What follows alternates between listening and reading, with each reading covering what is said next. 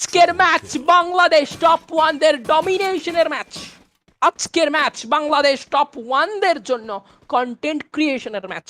আজকের ম্যাচ আমাদের অডিয়েন্সদের জন্য টপ ওয়ানের প্রতি ভালোবাসা দেখানোর ম্যাচ। অ্যান্ড আজকের দিনটা কমেন্ট সেকশন জাস্ট ভরবে হ্যাশট্যাগ টপ ওয়ান, কজ এমন ডমিনেট এক টপ ওয়ান ব্যতীত আর কাউকে করতে দেখতেছি না ভাই। হোয়াট টু ডু, কি করবো? আন্দি শাহবাগ ফাইট করছে, it's okay. Elite assassins fight করছে, ইটস ওকে, ভেরি গুড, তারা খুব ভালো খেলছে। বাট ফিনিশিং কারা দিতেছে? Bangladesh top one, the real finisher of this lobby. Top one দের ফিনিশ। ও ভাই লর্ড ইটাচি করতেছে কি? ওই ইটাচি কই দেখতেছে? ইটাচি জোনের বাইরে কেন? ও ইটাচি টোকেন কালেক্ট করতেছে। ইটাচি রিভাইভ খেলবে। অ্যান্ড প্রথম নকটা আলিফ নিবে। Back to back revive complete করতে দেখা যেতে পারে। 15 ডান। অ্যান্ড ওপোনেন্ট এবার যদি এই তিনটা প্লেয়ারকে নক করার পর আবারও তিনটা প্লেয়ার রিভাইভ পায়, তাইলে বাংলাদেশ টপ ওয়ানদের ভাই আজকে এই কালাহারিতে 20টা কিল হবে।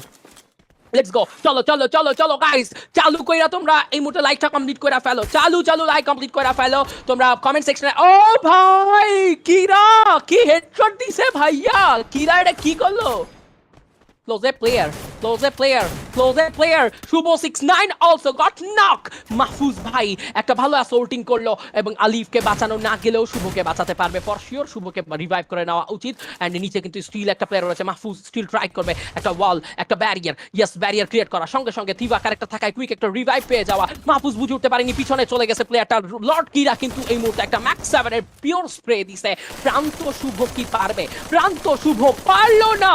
ওয়াই ভাই, ওয়াই, কেন?